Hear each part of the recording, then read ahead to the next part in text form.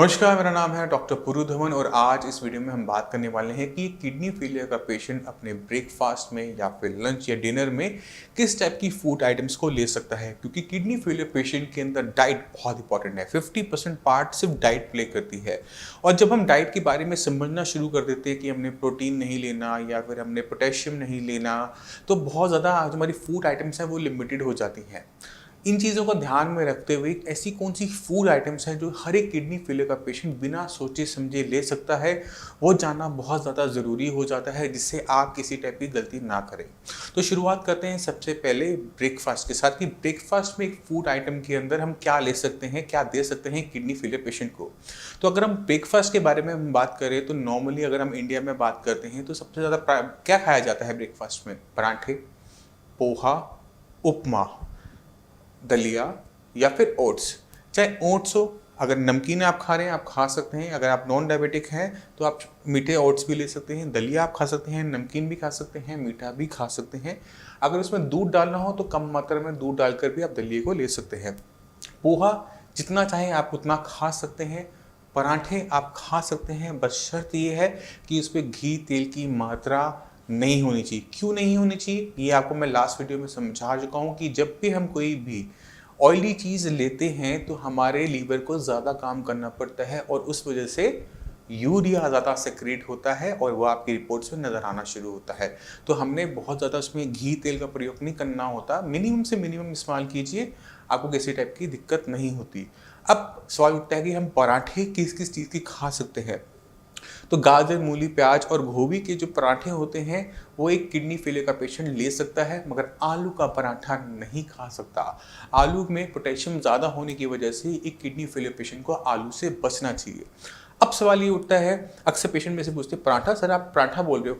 अब पराठा बोलने के पीछे क्या लॉजिक है उसको समझना भी ज़रूरी है। अगर आप रोटी खा रहे हो और साथ में रख के सब्जी खा रहे हो तो रोटी सब्जी आप खा रहे हो, जो कि गलत नहीं होती। मगर अगर यही सब्जी आटे के अंदर आ जाती है तो वो बन जाता है आपका सूखा पराठा। इसी वजह से पराठा आपको अलाउ किया जा रहा है, क्योंकि इससे खाने के टेस्ट में वेरिएशन आ जाता है, पेशेंट इसको आराम से ले लेता है। अगर एक पेशेंट को आप घिया, तोरी, टिंडा देते रहोगे तो उसको क्या होगा, नोजिया होना शुरू हो जाएगा, खाना देके मन नहीं करेगा।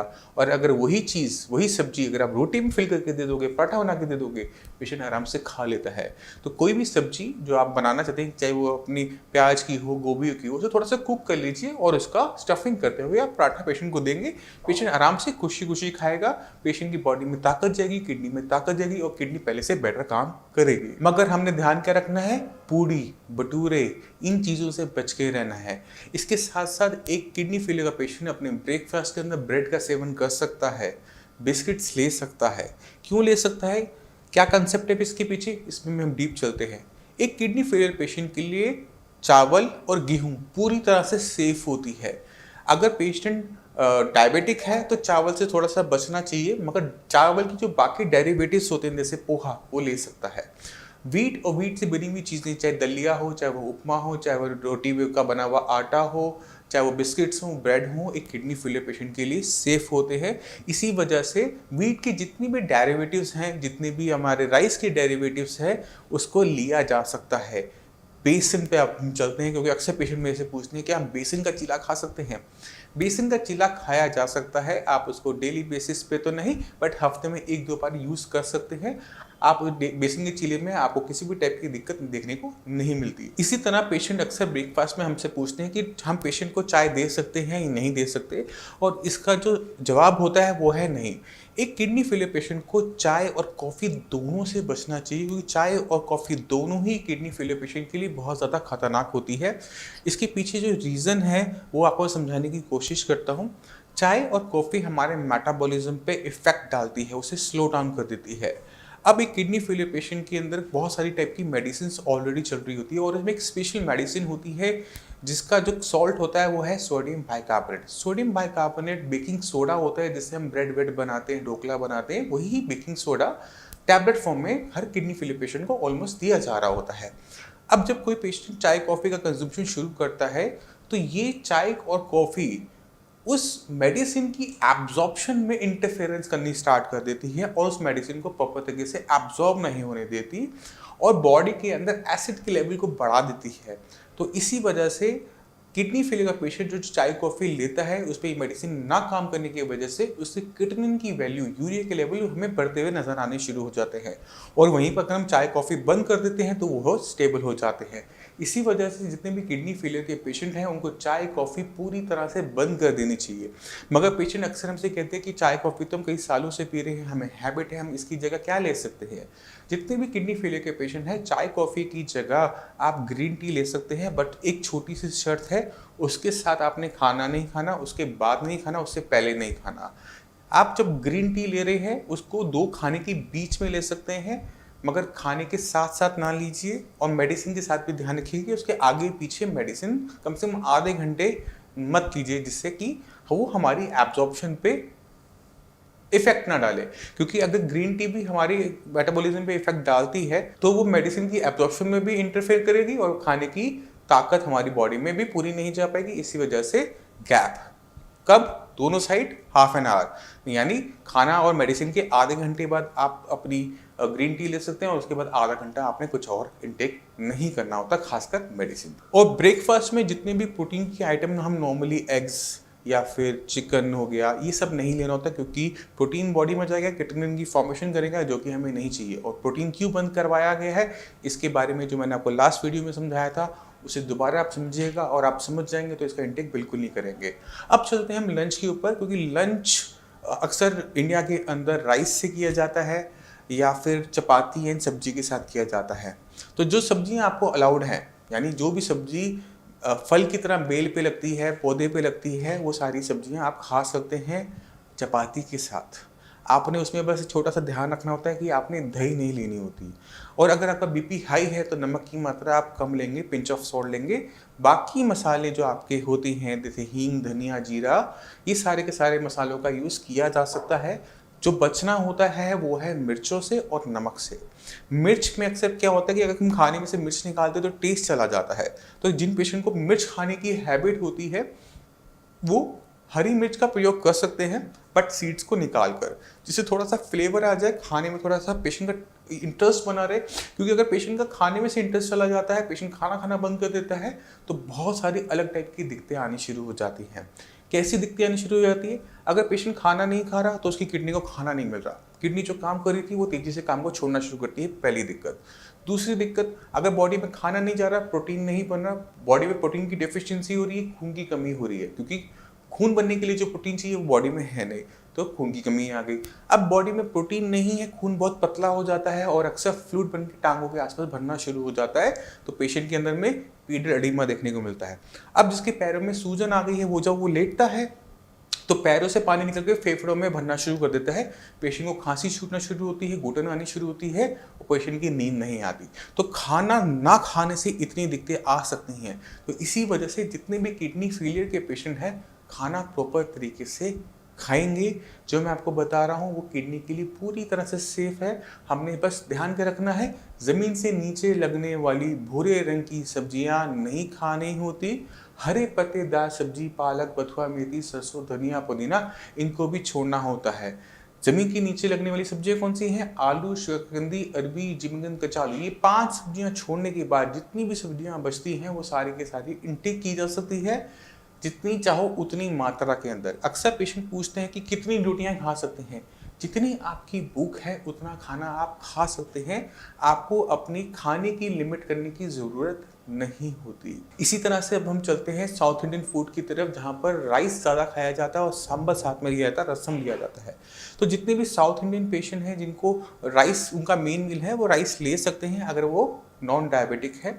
अगर वो डायबिटिक है तो भी राइस को लिया जा सकता है, मगर उसमें से स्टार्च को निकाल कर। और ध्यान के रखना है कि जब आप राइस ले रहे हैं तो आपके शुगर लेवल्स बढ़ने नहीं चाहिए। अगर शुगर लेवल आपके बढ़ रहे हैं तो अपने चावल को बदलने की ज़रूरत है, उसे आप बदल के अपने शुगर लेवल को आराम से कंट्रोल कर सकते हैं। उसको सही तरीके से प्रोसेस करके उसमें से मार निकाल के स्टार्च को बाहर कर कर भी आप ले सकते हैं, मगर आप अपने शुगर के लेवल्स को चेक करते रहेंगे। अब जो हमारे साउथ इंडिया के अंदर जो मैक्सिमम खाना होता है उसमें थोड़ी सी खटास रखी जाती है, क्योंकि वहाँ पे गर्मी ज़्यादा होती है। अब जहाँ पर भी गर्मी ज़्यादा होती है वहाँ पे खाने को ईजिली डाइजेस्ट करने के लिए उसमें खटास यूज़ की जाती है, इसलिए सांभर खट्टा होता है, क्योंकि इसमें इमली डली हुई है।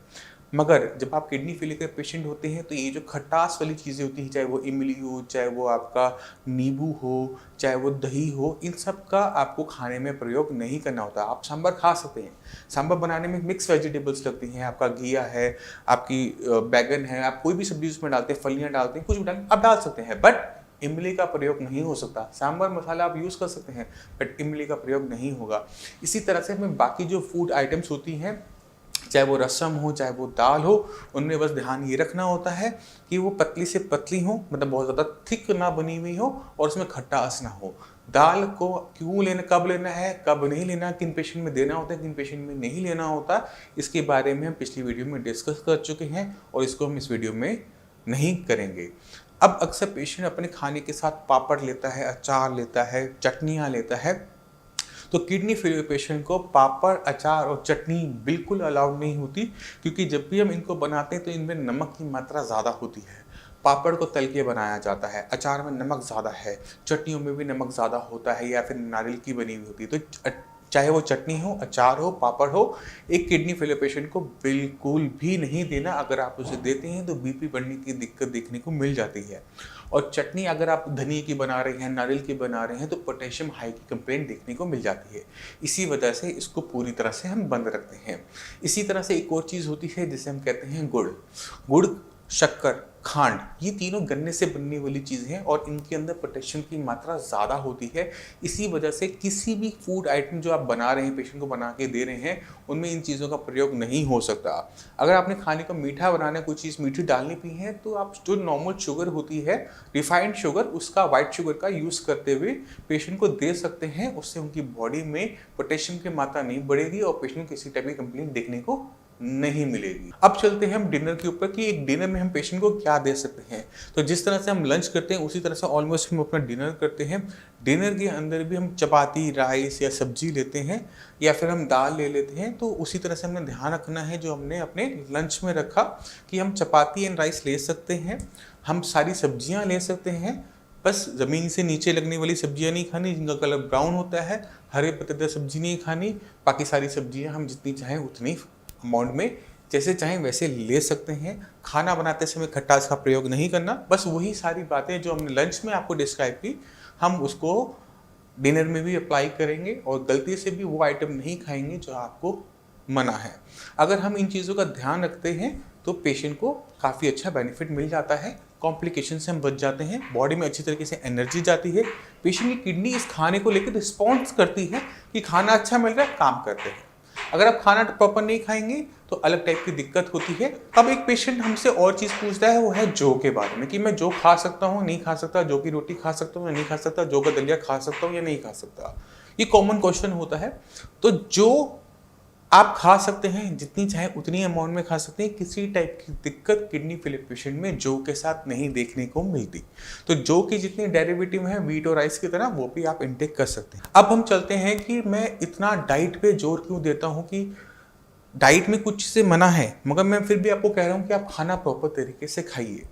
अब मैं आपको जो बताने वाला हूँ उसको अच्छी तरीके से गहराई से समझने की कोशिश कीजिएगा कि जब किडनी फेलियर का पेशेंट होता है तो बहुत सारे डॉक्टर्स पेशेंट को घिया, तोरी, टिंडे पे डाल देते हैं कि आपने बस घिया, तोरी, टिंडा खाना है, इसे उबाल के खाना है, इसमें सिर्फ हल्दी और नमक डालनी है। पेशेंट खाना भी शुरू करता है, 2-4 दिन खा भी लेता है, बट हम क्या देखते हैं कि हफ्ते, 15 दिन या महीने बाद जब उसको उसमें टेस्ट नहीं आ रहा होता, खाना सामने आता है, पेशेंट को खाना खाया नहीं जाता, उसे वॉमिटिंग जैसी फीलिंग आनी शुरू होती है, आती नहीं है, फीलिंग आनी शुरू होती है, पेशेंट खाना खाना कर देता है बहुत कम। पेशेंट की बॉडी में एनर्जी गई नहीं, खाना नहीं गया, एनर्जी नहीं गई, एनर्जी ना जाने की वजह से, खाना ना जाने की वजह से उसकी बॉडी में बहुत सारी टाइप की कॉम्प्लिकेशन आनी शुरू होती है।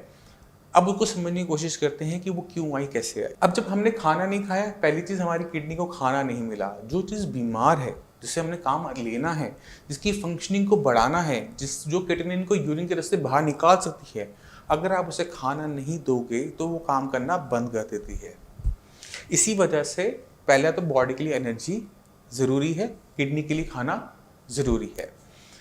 दूसरी चीज़ का हमने ध्यान क्या रखना होता है, जब हमारी बॉडी में खाना नहीं जा रहा तो बॉडी में प्रोटीन नहीं बन रहा होता। प्रोटीन की डेफिशिएंसी से खून की कमी हुई और खून की कमी होने से आपको खून चढ़वाना पड़ता है, बार बार इंजेक्शन की मात्रा हमें बढ़ानी पड़ती है।